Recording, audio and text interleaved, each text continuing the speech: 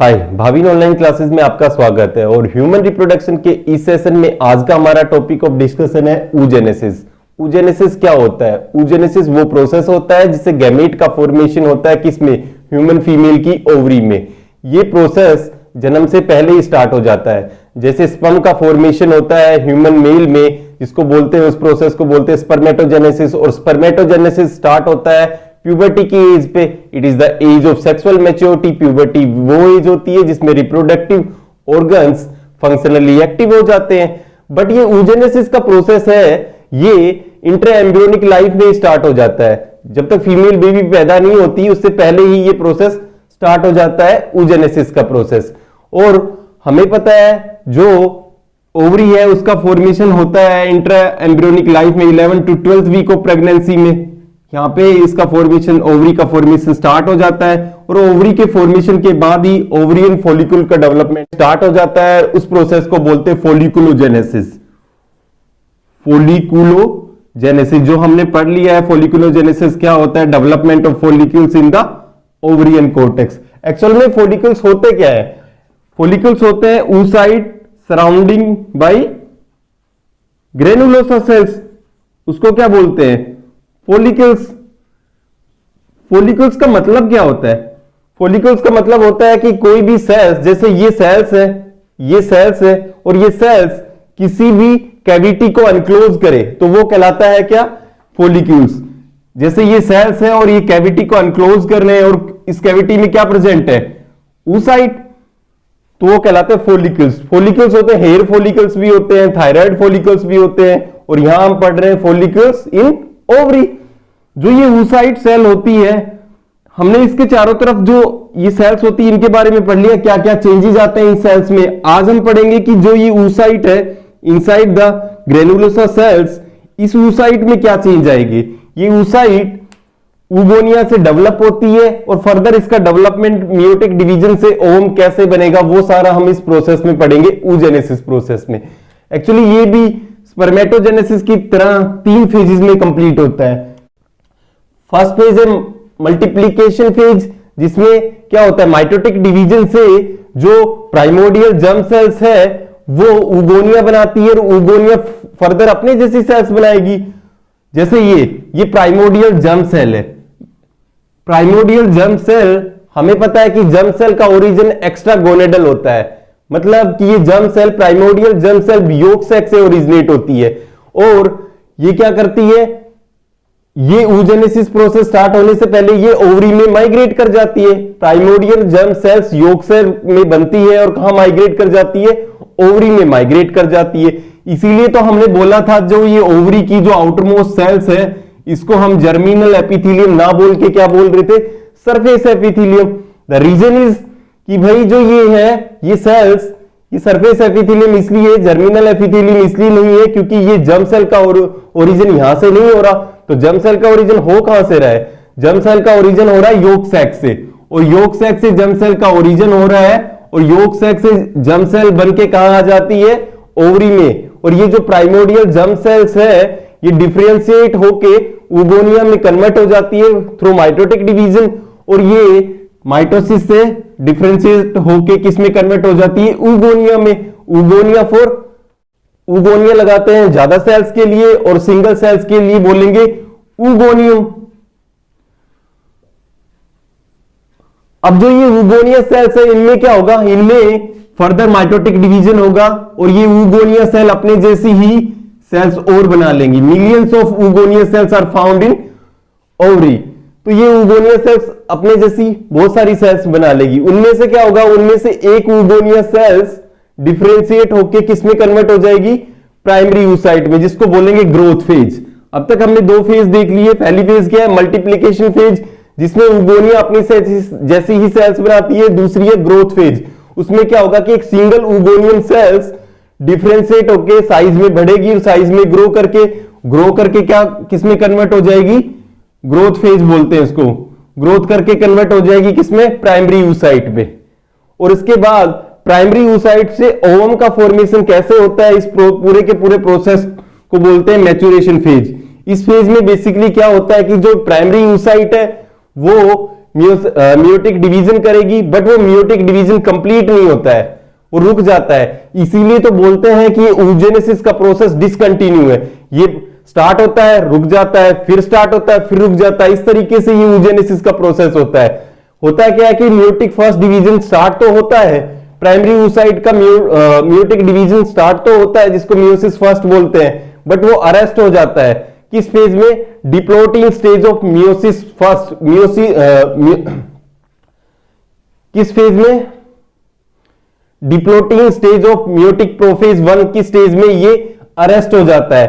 और जो उस oocyte को क्या बोलेंगे जिसमें ये प्राइमरी oocyte किसमें अरेस्टेड है? इस स्टेज में अरेस्टेड है, उस oocyte को बोलेंगे डिक्टेट oocyte।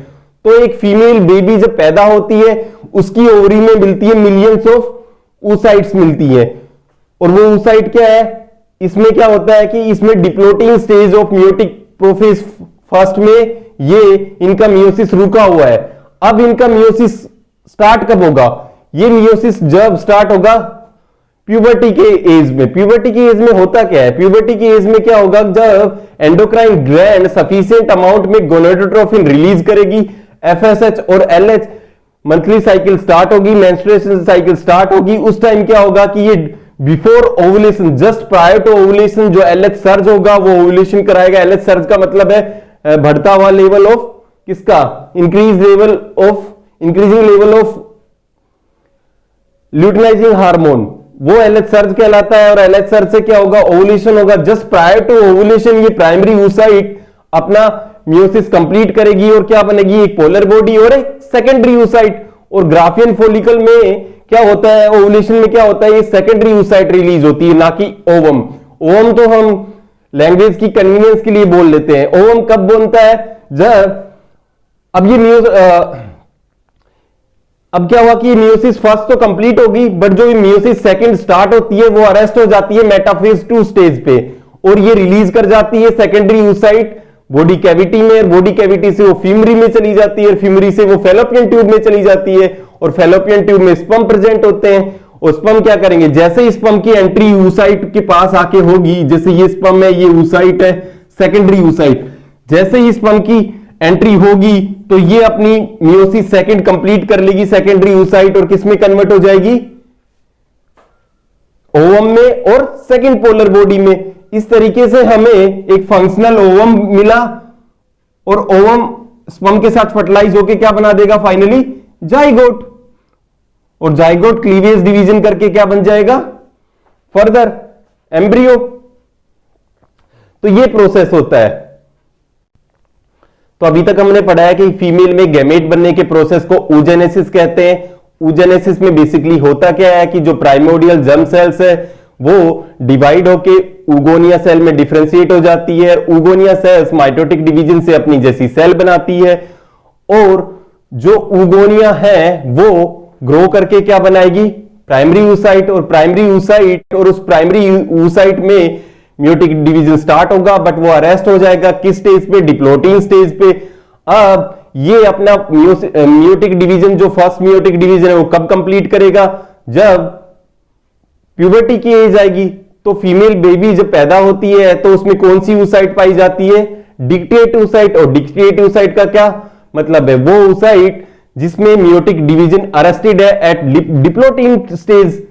उसके बाद just prior to ovulation, ovulation होने के पहले, जस्ट पहले, ये प्राइमरी oocyte अपना क्या करेगी? मियोटिक डिवीजन कंप्लीट करेगी, और सेकेंडरी oocyte और फर्स्ट पोलर बॉडी बनेगी। और जो पोलर बॉडी है, जो फर्स्ट पोलर बॉडी है, कुछ बुक्स बोलती है वो डिवाइड करती है, इट मे और मे नॉट डिवाइड। और जो सेकेंडरी oocyte है उसमें मियोटिक डिवीजन सेकंड स्टार्ट होगा, बट वो भी अरेस्ट हो जाएगा किस स्टेज पे? मेटाफेज 2 स्टेज पे। ये रिलीज हो जाएगी, रिलीज होके बॉडी कैविटी में चली जाएगी, और बॉडी कैविटी से कहां चली जाएगी? Fallopian tube. और फेलोपियन ट्यूब में फर्टिलाइजेशन होगा, स्पर्म की एंट्री से वो अपना मियोटिक डिवीजन कंप्लीट करेगी।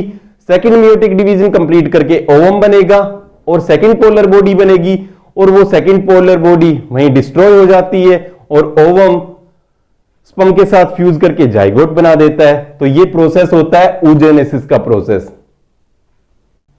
प्राइमोर्डियल जर्म सेल्स, जिनका ओरिजिन कहां से होता है, यॉर्क सैक से। यॉर्क सैक से वो कहां माइग्रेट कर जाती है, ओवरीज में।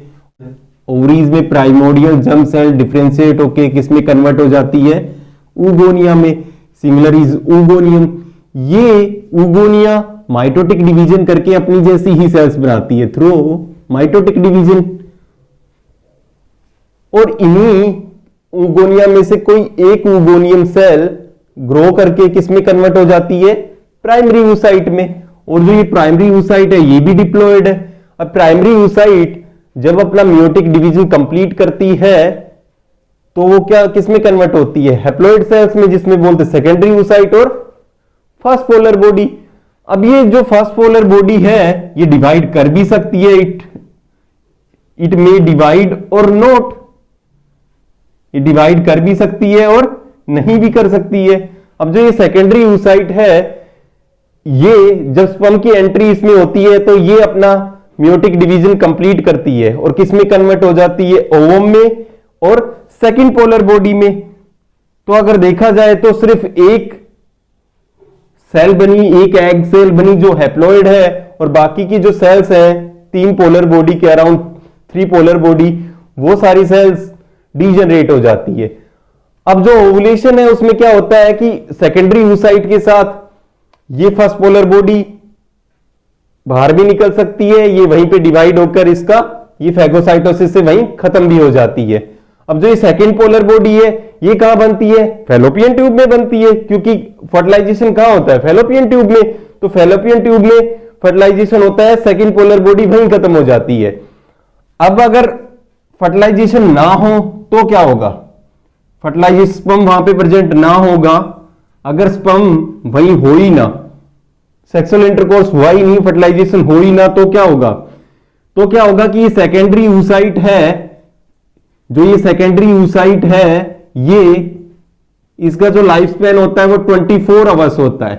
और 24 आवर्स में भी फर्स्ट 15 आवर्स फर्टिलाइजेशन के लिए बहुत क्रूशियल होते हैं।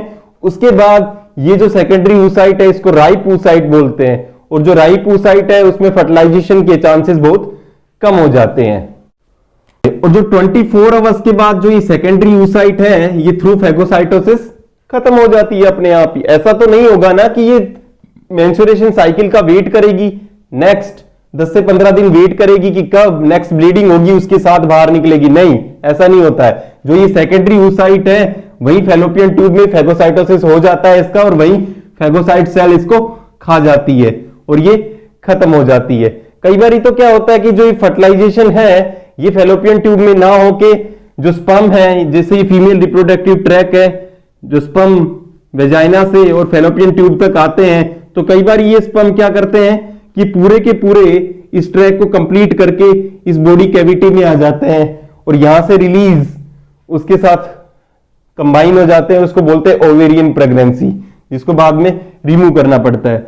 अब क्या होता है कि ये स्पर्म को तो ये नहीं पता होता है ना कि भाई किस साइड में सेकेंडरी oocyte मेरा वेट कर रही है, इसलिए मिलियंस ऑफ स्पर्म प्रोड्यूस होते हैं, कुछ इधर चले जाते हैं और कुछ इधर चले जाते हैं। स्पर्म को नहीं पता है कि उसको किस साइड में जाना है और किस साइड में सेकेंडरी oocyte उसका वेट कर रही है। जो प्राइमरी oocyte है वो उसमें मियोटिक डिवीजन स्टार्ट हो जाता है, बट वो अरेस्ट हो जाता है किस स्टेज पे, डिप्लोटीन स्टेज पे अरेस्ट हो जाता है। और डिप्लोटीन स्टेज पे अरेस्ट हो जाता है उस oocyte को बोलते हैं डिक्टेट oocyte। अब जो ये डिक्टेट oocyte है इसी के साथ एक फीमेल बेबी का बर्थ होता है, वो जन्म लेती है, तो उसमें कौन सी oocyte होती है, डिक्टेट oocyte होती है। मिलियंस ऑफ oocyte होती है जो प्यूबर्टी तक कितनी रह जाती है, 60 से 80 हजार तक रह जाती है, इतनी रह जाती है। और क्यों रह जाती है, किस प्रोसेस के कारण ये कम हो जाती है, follicular atresia. It is genetically program process of follicular degeneration. उस प्रोसेस के कारण वो बर्थ से पहले भी हो रहा होता है और वो बर्थ से बाद में भी होता है। वो मेनोपॉज तक होता रहता है। कब तक होता रहता है, जब तक सारे के सारे फॉलिकल्स खत्म नहीं हो जाए। तो अराउंड 2 मिलियंस के करीब ये डिक्टेट oocyte प्रेजेंट होती है जन्म के समय, और प्यूबर्टी की एज पे जाके ये इतनी रह जाती है। अब ये प्यूबर्टी की एज पे जाके ये डिक्टेट oocyte क्या करती है, जब प्यूबर्टी की एज आती है, जब सेकेंडरी सेक्सुअल कैरेक्टर डेवलप हो जाते हैं और रिप्रोडक्टिव ऑर्गन फंक्शनली एक्टिव हो जाते हैं और मेंस्ट्रुएशन साइकिल स्टार्ट हो जाती है, उस टाइम क्या होता है कि जस्ट प्रायर टू ओवुलेशन क्या होगा, एलएच सर्ज की सिचुएशन आएगी। उस टाइम पे ये डिक्टेस oocyte अपनी मियोसिस फर्स्ट कंप्लीट करेगी और किस में कन्वर्ट हो जाएगी, सेकेंडरी oocyte और फर्स्ट पोलर बॉडी में। अब ऐसा नहीं होता है कि ये डिक्टेट oocyte प्यूबर्टी की एज पे आके एक साथ अपना सारी की सारी oocyte एक साथ अपना मियोसिस कंप्लीट कर ले, नहीं। हर मंथली साइकिल में सिर्फ एक ही डिक्टेट oocyte अपना मियोसिस कंप्लीट करेगी। कैसे कि हर मंथली साइकिल में क्या होता है कि 15 से 20 फॉलिकल डेवलप होना स्टार्ट होते हैं और फर्स्ट डे से लेके 7th डे तक एक ही डोमिनेंट फॉलिकल होता है जो किस स्टेज में जाएगा, ग्राफियन फॉलिकल की स्टेज में जाएगा और उसका ओवुलेशन होगा। इस तरीके से हर मंथली साइकिल में 15 से 20 फॉलिकल खत्म हो जाते हैं और एक ही फॉलिकल्स काम में आता है जिससे ओवुलेशन होता है। अब क्या है कि ये सेकेंडरी oocyte है, इसकी मियोसिस स्टार्ट होती है बट अरेस्ट हो जाती है किस स्टेज पे, मेटाफेज स्टेज पे अरेस्ट हो जाती है, मेटाफेज 2 स्टेज पे। क्वेश्चन ये आता है कि ये सेकेंडरी oocyte नीट का क्वेश्चन है, ये आया हुआ है कि सेकेंडरी oocyte अपनी मियोसिस कब कंप्लीट करेगी, जब स्पर्म की एंट्री हो जाएगी। जैसे ये सेकेंडरी oocyte है, स्पर्म जब जैसे इस पे आके अटैच होगा, स्पर्म की एंट्री के साथ ही सेकेंडरी oocyte अपनी मियोसिस कंप्लीट करेगी और किसमें कन्वर्ट हो जाएगी, ओवम और सेकंड पोलर बॉडी में।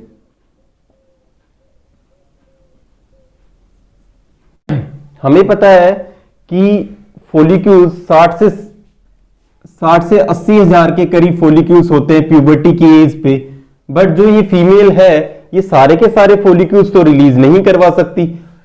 अपने रिप्रोडक्टिव लाइफ स्पैन में एक फीमेल 400 से 450 oocyte रिलीज कराती है in between menarche to menopause. Menarche और मीनोपोज के बीच में मीनार्क होता है स्टार्टिंग ऑफ मेंस्ट्रुएशन साइकिल और मीनोपोज होता है एंड ऑफ मेंस्ट्रुएशन साइकिल। इस पीरियड के बीच में ओनली इतनी oocyte ही रिलीज होती है, क्योंकि देखो एक प्रेगनेंसी में ऑलमोस्ट 1 ईयर पूरा का पूरा लग जाता है। प्रेगनेंसी में ऑलमोस्ट 1 ईयर लग जाता है। 9 मंथ्स की प्रेगनेंसी होती है और उसके बाद एक मदर अपने मिल्क पे फीड कराती है। जब वो फीड कराती है तो प्रोलैक्टिन हार्मोन का लेवल क्या हो जाता है, बढ़ा रहता है, जिससे क्या होता है कि ये गोनेडोट्रोफिन जो FSH एंड LH होते हैं उनका लेवल कम रहता है और उनके लेवल कम रहने से फॉलिकुलर डेवलपमेंट होता नहीं है और मेंस्ट्रुएशन साइकिल एब्सेंट रहती है। उस प्रोसेस को बोलते हैं लैक्टेशनल एमनोरिया।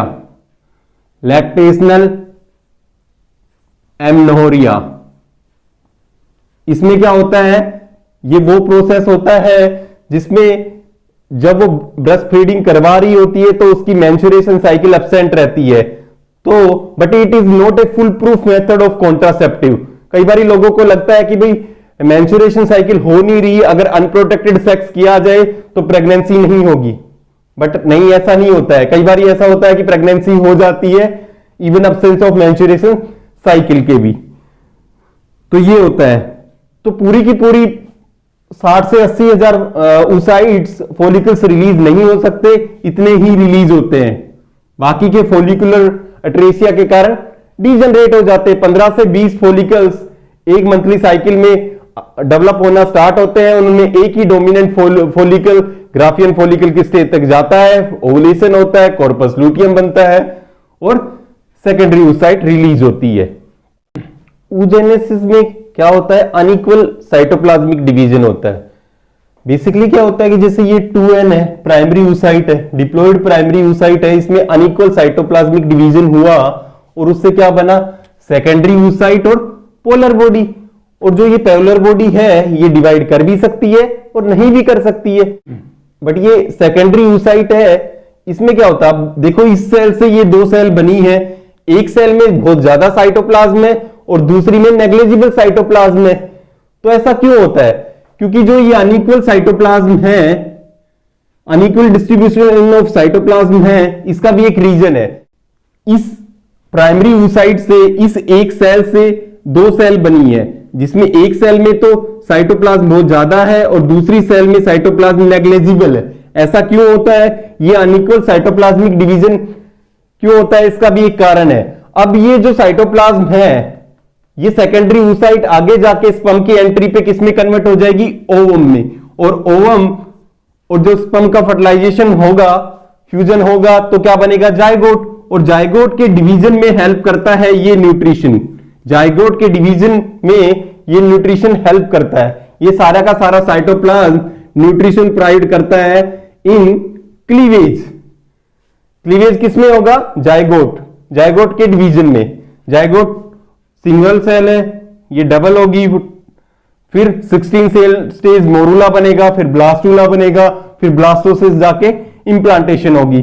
तो उस प्रोसेस में ये न्यूट्रिशन प्रोवाइड करती है ये साइटोप्लाज्म।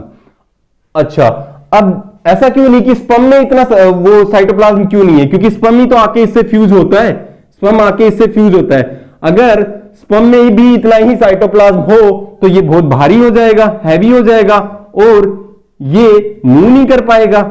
क्योंकि जो ओवम होता है ये तो नॉन मोटाइल होता है और स्पर्म होता है ये मोटाइल होता है। स्पर्म को डिस्टेंस ट्रेवल करनी होती है, 30 सेंटीमीटर की डिस्टेंस ट्रेवल करनी होती है। कहां से? Vagina to fallopian tube. तो अगर इसका साइटोप्लाज्म ज्यादा होगा स्पर्म का तो ये हैवी हो जाएगा और ये मूव नहीं कर पाएगा। अब क्यों जरूरत है इस अनइक्वल साइटोप्लाज्म की?